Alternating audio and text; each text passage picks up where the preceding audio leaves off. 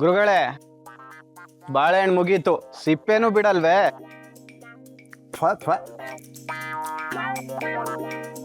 ಈ ಮಠದಲ್ಲಿ ಮುಂದೆ ನನಗೆ ಸಿಗೋದು ಬರೀ ಸಿಪ್ಪೆನಾ ಅಥವಾ ಚಿಪ್ಪ ಅಂತ ಒಂದು ಗೊತ್ತಾಗ್ತಾ ಇಲ್ಲ ಗೋವಿಂದ. ನಿಮ್ ತಲೆಯಲ್ಲಿ ಯಾವ ಕಾಲದಲ್ಲಿ ಏನ್ ವಿಚಾರ ಓಡುತ್ತೆ ಅಂತ ಒಂದು ಗೊತ್ತಾಗಲ್ವೇ? ಇನ್ನು ನಿನಗೆ ಹೇಗೆ ಗೊತ್ತಾಗಕ್ಕೆ ಸಾಧ್ಯ? ಆದ್ರೂ ಸತ್ಯವತಿ ಅಮ್ಮನ ಮಠದಿಂದ ಹೊರಗೆ ಹಾಕೋದಕ್ಕೆ ವೇದಿಕೆ ಸಿದ್ಧ ಮಾಡಿದಿರಲ್ಲ. ಅಯ್ಯೋ, ಆ ಹೆಂಗಸು ನನ್ನ ಕನಸಲ್ಲಿ ಮಠದಿಂದ ಎಷ್ಟೋ ಸಾರ್ತಿ ಆಚೆಗೆ ಹೋಗಿದ್ದಾರೆ. ಆದರೆ ಅವ್ರು ಇಲ್ಲಿಂದ ದೈಹಿಕವಾಗಿ ಆಚೆ ಹೋಗೋ ಶುಭ ಮುಹೂರ್ತಕ್ಕೆ ನಾನು ಕಾಯ್ತಾ ಇದ್ದೀನಿ.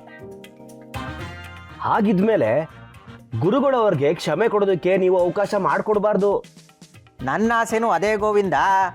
ಆದರೆ ಗುರುಗಳು ನಮಗಿಂತ 1000 ಪಟ್ಟು ಬುದ್ಧಿವಂತರು. ಆ ಹೆಂಗಸಿಗೆ ವಯಸ್ಸಾಗಿದೆ, ಜೊತೆಗೆ ಅವಳ ಆಸ್ತಿನ ಮಠಕ್ಕೆ ಕೊಟ್ಟಿದ್ದಾಳೆ. ಅವಳ ಬಗ್ಗೆ ಗುರುಗಳಿಗೆ ಒಳ್ಳೆ ಅಭಿಪ್ರಾಯ ಇದೆ.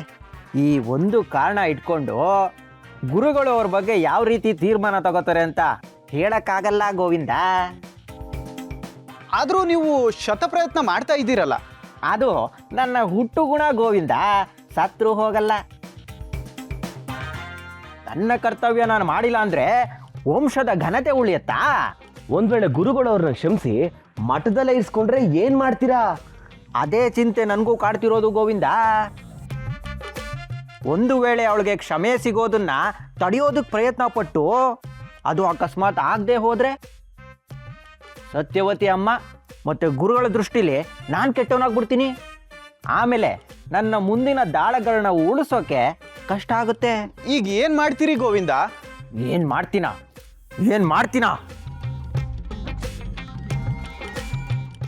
ಯೋಚನೆ ಮಾಡ್ತೀನಿ.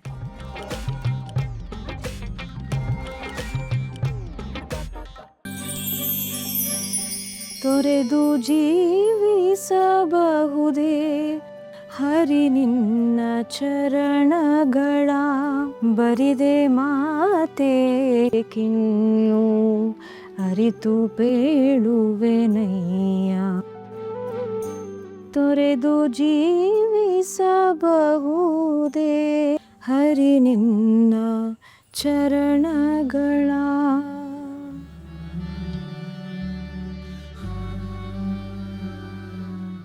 ಇದೇನಮ್ಮ ಸರಸ್ವತಿ, ಏನು ಹಾಗೆ ನೋಡ್ತಾ ಕೂತ್ಬಿಟ್ಟೆ?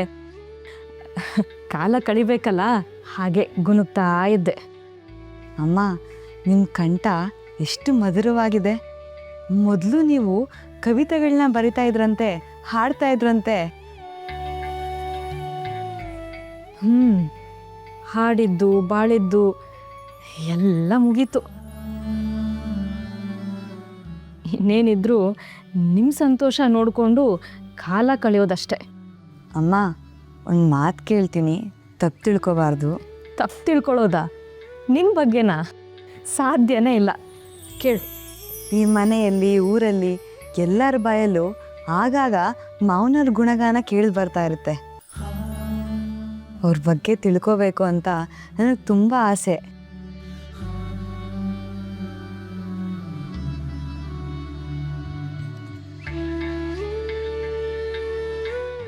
ಅವ್ರನ್ನ ಕೇಳಿದ್ರೆ ಅಮ್ಮನ್ನೇ ಕೇಳು, ಅವರೇ ಚೆನ್ನಾಗಿ ಹೇಳ್ತಾರೆ ಅಂತ ಹೇಳ್ತಾರೆ.